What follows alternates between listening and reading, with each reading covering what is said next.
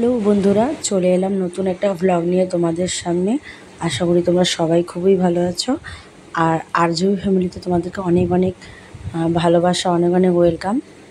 যারা নতুন দেখছো অবশ্যই চ্যানেলটি সাবস্ক্রাইব করে দিও। আর অবশ্যই ফেসবুক থেকে যারা দেখছো অবশ্যই চ্যানেলটি ফলো করে দিও। আর একটা অবশ্যই লাইক করবে, আর কমেন্টস তো রয়েইছে, তাই না? তো যাই হোক, আজকের সকালটা একদম বৃষ্টিময় সকাল। তো দেখো, আকাশের পরিস্থিতি কিন্তু খুবই খারাপ, ওই দিকটা একদম অন্ধকার হয়ে আছে আর একদম বৃষ্টি ঝিরিঝিরি পড়ছে। দেখো বন্ধুরা, কালকে সারা রাত একটু ঝড় বৃষ্টি হয়েছিল, মানে একটু বিদ্যুৎ চমকিয়েছে, একটু বৃষ্টি হয়েছিল, একটু হাওয়া হয়েছে। দেখো সারা রাত কারেন্ট নেই, তারপরে কারেন্ট ছিলই না কালকে সারা রাত। আর সকালবেলা এই যে ফ্যান এরকম চলছে, মানে ভোল্টেজ নেই, মানে এরকম পরিস্থিতি। আর ঘড়িতে এখন 12টা বাজে, তো এখনও এই পরিস্থিতি চলছে। কারেন্টের তো কোনো নামগন্ধই নেই। হ্যাঁ,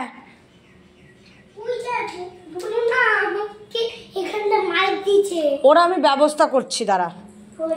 দাদাকে কেন মারছো তুমি? কেন মারছো দাদাকে? সরি বলে দাও দাদাকে, সরি বলে দাও, সরি বলো দাদাকে, কান ধরে সরি বলে দাও দাদাকে। বলবে না তাহলে তুমি দাদার সাথে আর খেলা করবে না, ঘরে চলে যাও। ম্যাগি, বুনুর সাথে খেলা করবি না, তুই ঘরে চলে যা। ও থাক, একা একা থাক, ওর সাথে কথা বলতে হবে না। না, ম্যাগি দাদাকে ডাকবা না, ও একা একা যাবে। যাও ম্যাগি দাদা, তুমি ঘরে চলে যাও, ওর সাথে খেলবা না।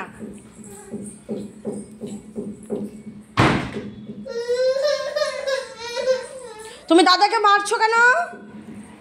দাদাকে মারছো কেন? দাদাকে মারছো কেন? দাদাকে মারবা না। ওই যে চলে আসছে দাদা। ঠিক আছে, হয়েছে, ঠিক আছে, চুপ কর, হয়েছে। কি এটা? কি? আচ্ছা ঠিক আছে, দাদা চলে আসছে তো, দাদাকে আদর করে দাও, সাই করে দাও, যাও দাদাকে সাই করে দাও, যাও। ওলে বাবা লে, আরে না না, ভয়, তুই দৌড়ে পালিয়ে গেলি কেন? বুনু তোকে সাই করলো না? বুনু তো কান্না করছে না, বুনুকে আমি বকা দিছি না, তাই জন্য।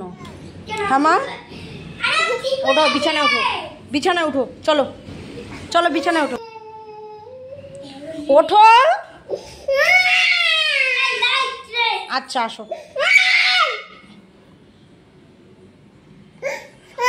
আচ্ছা ঠিক আছে, ঠিক আছে, হয়েছে তো। এত রাগ কিসের? এত রাগ কিসের? দাদাকে বকা দিলি কেন? আপ করে দিলি কেন দাদাকে? যা দাদাকে আদর করে দে, দাদা মন খারাপ করে ফেলছে, যা সাই করে দে। চলে গেল দাদা।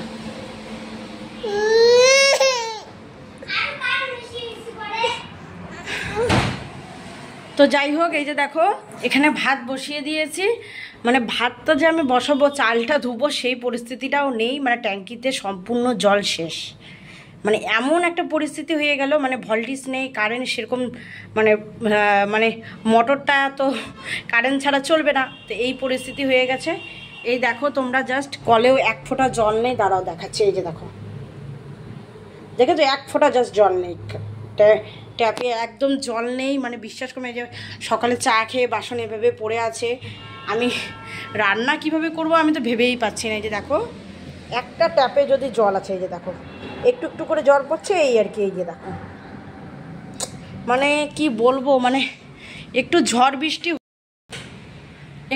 বৃষ্টি হয়েছে কিনা, তার জন্য আকাশের এই পরিস্থিতি, আর তার সাথে সাথে আমাদের বিল্ডিংয়ের আরেক পরিস্থিতি। কি বলবো বলো তো, এভাবে কি কোনোদিনও সম্ভব হয়?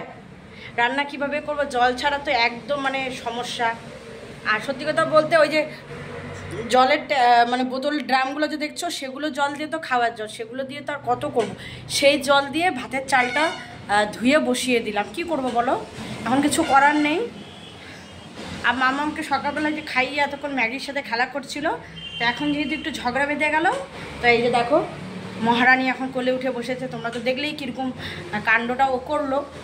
আর বাইরের আবহাওয়াটা একদম ড্যাম হয়ে আছে, বাইরে কাপড় চোপড়ও মেলে দিতে পারছি না, কারণ একদম আকাশ মানে অন্ধকার আর ঝিরিঝিরি বৃষ্টি হচ্ছে এই একটুকুই। আর গরম তো প্রচণ্ড পরিমাণে, কিন্তু এই দেখো ফ্যানটা দেখো, দেখেছো ফ্যানটা কীরকম করে ঘুরছে দেখো, মানে একটু হাওয়া যে খাবো সেই শান্তিটুকুও নেই, কি বলবো। আর এমন একটা পরিস্থিতি। আর এই ঘরে দেখো মাম্মু সকালে বিছানার মধ্যে হিসু করেছে, আজকে আর তোষকটা মেলে দিতে পারবো না, কারণ হচ্ছে বাইরে রোদই নেই, তোষক মেলে দিয়ে কী হবে, তাই হচ্ছে ভিতরে কাঁথা দিয়ে রেখে দিয়েছি বেডশিট। আর এই দেখো ঘড়িতে কটা বাজে দেখো, 12টা 20 মতো বাজে, কিন্তু কি করবো এখন আমি রান্না চাপাতে পারিনি, কি বলবো।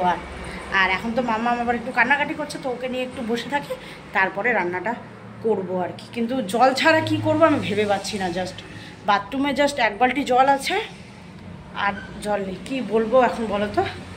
তো চলো তোমরা দেখো আমাদের সমস্যার মধ্যে কিভাবে দিনটা আজকে যায়, অবশ্যই তোমাদের সাথে শেয়ার করব, তোমরা সাথে থাকো, ব্লগটা অবশ্যই ফলো করো।